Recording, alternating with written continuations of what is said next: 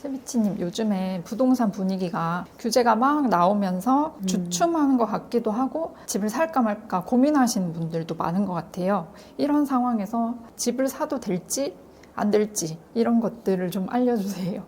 네. 정말 우리 피디님 말씀처럼 지금 부동산 분위기는 혼돈의 시장이 아닐까 싶어요. 지금 정말 집을 사도 되나?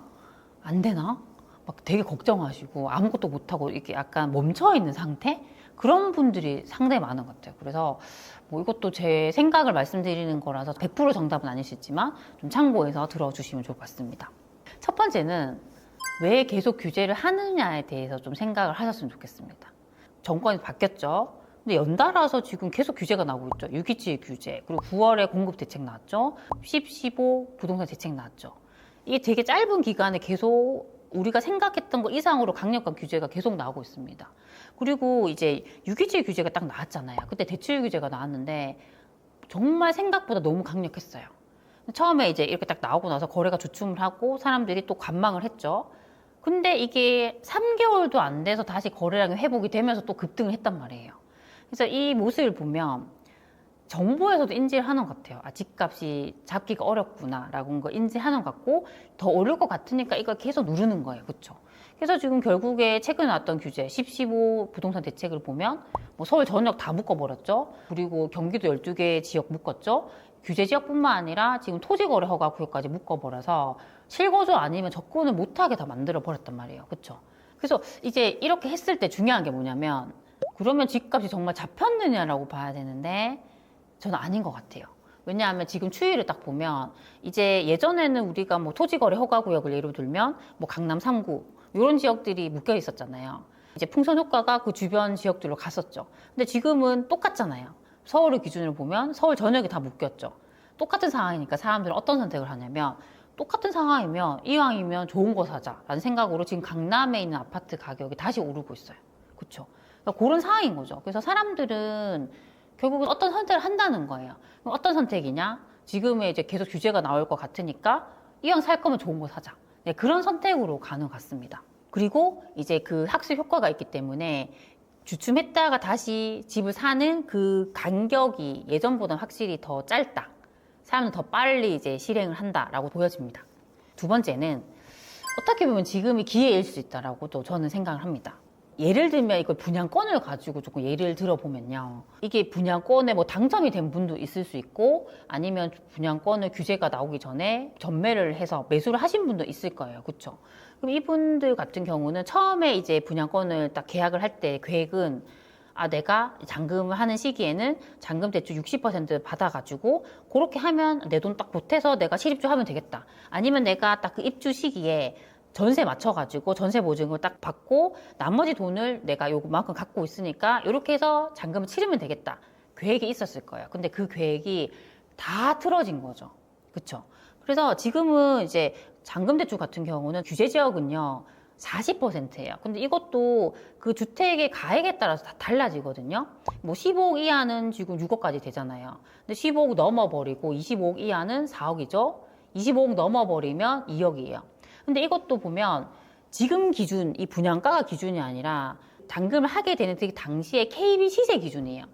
이게 어떤 이제 우려가 있냐면 저도 서울에 있는 분양권들 막 체크를 하다 보니까 소장님이 하신 얘기가 지금은 분양가에 프리미엄이 붙어서 이게 가격이 15억이 안 넘어요. 근데 이게 잔금을 치는 시점에 프리미엄이 상승을 해서 이게 만약에 시세가 15억을 넘어버린다. 그러면 대출이 6억이 안 나오고 4억이 나오는 거예요.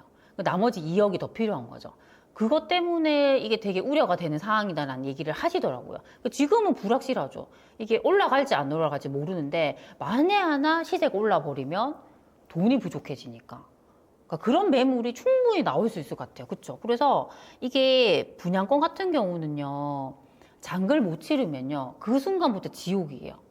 이게 내가 잔금 못 치르면 이제 기간을 주죠. 뭐 3달 안에 잔금을 치세요라고 하는데 못 치게 되면 그 연체 이자가 계속 나와요.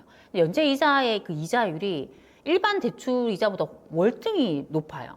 그리고 내가 그 연체 이자를 못 갚잖아요. 신용도가 안 좋아져요. 그럼 나중에 우리가 다른 대출 받을 때도 영향이 가게 되겠죠. 그러니까 이게 지옥인 거예요. 그러니까 이 사람들이 이제 어떤 선택을 하느냐. 지금은 이제 전세 맞추기도 어렵잖아요. 규제 지역 같은 경우는. 맞죠? 그러니까 전세를 맞출 경우에는 이제 전세 들어오는 분의 전세 대출을 못 받게 되니까 그것도 어렵죠. 그러면 던지는 금매가 충분히 나올 수 있다는 거죠. 그 지금도 보면 그 입주장에서 드문드문 보면은 던지는 금매들이 있어요.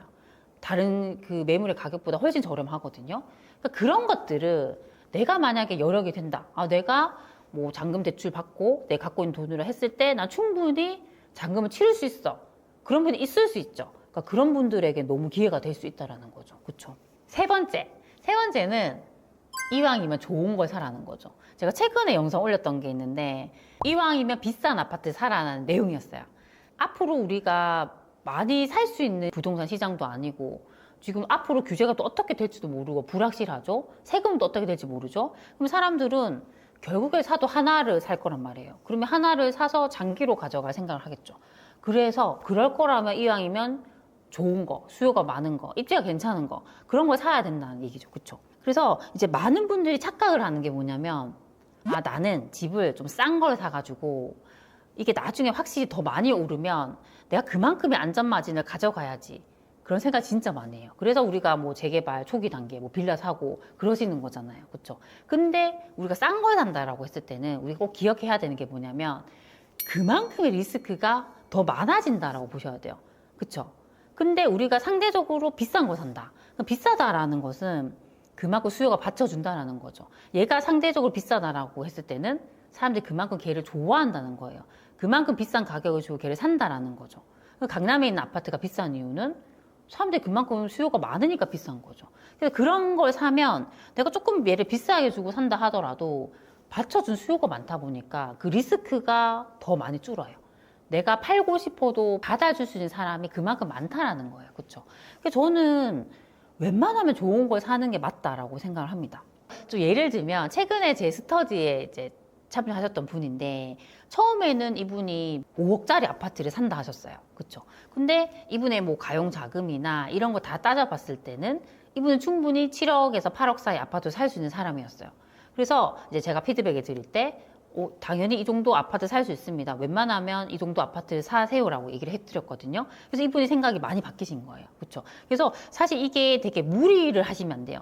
내가 만약에 무리해서 너무 비싼 아파트를 사면 계속 가져갈 수가 없잖아요. 그렇죠? 근데 무리가 아닌 분들, 내가 충분히 이 정도 뭐 대출 이자 갚을 수 있고, 아니면 내가 그 정도 충분히 그 정도 돈이 있어라고 했을 때는 저는 그 정도 돈으로 웬만하면 조금 비싸도 그런 아파트를 사시는 게 훨씬 좋다라고 생각합니다. 그리고 최근에 또 저희 수강생 분 중에 지방 소도시에 사시는데 이분이 그 갖고 있는 종잣돈으로 지금 그 수도권의 비규제 지역에 전세 끼고 이제 사셨어요. 투자를 하셨거든요. 그래서 이게 이제 이분 같은 경우에는 내가 지금 살고 있는 지방 소도시에 집을 사는 것보다는 지금 수도권의 비규제 지역에 집을 사는 게 훨씬 좋은 아파트를 살 수 있었어요. 그리고 그만큼 지금 또 전세가 받쳐줬기 때문에 그렇게 좋은 아파트를 살 수 있었던 거죠. 그렇죠? 그래서 만약에 내가 지금 좀 지방 소도시에 살고 있고 내가 사는 동네가 그렇게 좋은 동네가 아니라 했을 때는 굳이 그곳에 실거주 집을 살 필요는 없어요. 그냥 아예 이제 실거주와 투자를 분리시키는 거예요. 나는 뭐 지방 소도시에 월세 좀 저렴하게 월세 살면서요. 내 집은 뭐 전국 어디든 살 수 있잖아요. 그러면 조금 더 지금 흐름이 좀 좋은 뭐 비규제 지역 수도권, 비규제 지역을 사시던가 아니면 지방 광역시에서도 좀 상급지에 사둘 수 있죠.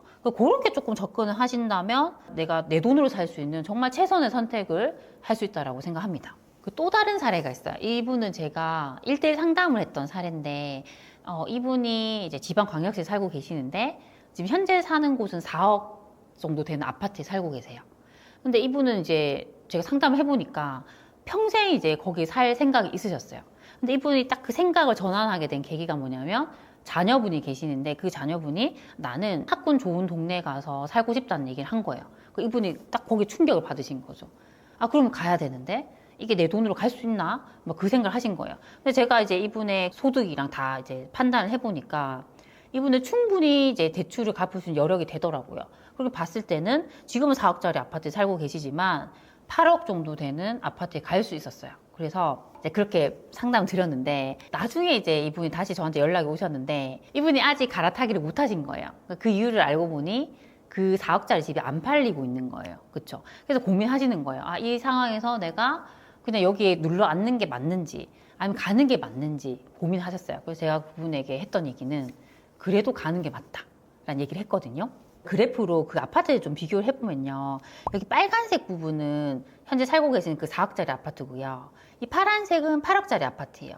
딱 봐도 확실히 그 고점을 비교하셔도 비싼 아파트가 더 많이 올라요. 그쵸? 그래서 보통 지금 뭐 우리가 무주택자인 분들은 뭐 집을 하나 살려고 하시겠죠? 1주택자인 분들은 내가 갖고 있는 집을 좀 더 좋은 걸로 바꾸려고 하겠죠. 아니면 뭐 그대로 살려고 하는 분도 있겠죠. 그때 중요한 게 뭐냐면 우리가 집을 하나만 가질 수 있다 했을 때는요. 집 한 채로 할 수 있는 선택이 어떻게든 내가 좀 더 좋은 걸 갖는 것밖에 없어요. 내가 그래도 집 한 채라도 조금 괜찮은 걸 가져야지 지금 같은 시장, 뭐 환율도 올라가죠. 이런 시장에서 내가 최대한 손해를 덜 볼 수 있는 거죠. 그렇죠? 그래서 저는 그렇게 조금 접근하셨으면 좋겠습니다. 그래서 오늘은 지금이 우리가 집을 사기에 좋은 기회인지 어떻게 해야 하는지 조금 약간 방향성에 대해서 좀 설명을 드렸어요. 그래서 좀 제 얘기는 좀 참고로 들으시고 좀 좋은 결정들 해 나가셨으면 좋겠습니다. 제가 말씀드린 것들이 우리 소중한 친구분들에게 도움이 되셨으면 좋겠습니다. 그럼 우리 다음 시간에 만나요. 안녕. 세비티 강의 및 1대1 상담이 궁금하신 분들은 고정 댓글을 확인해 주세요.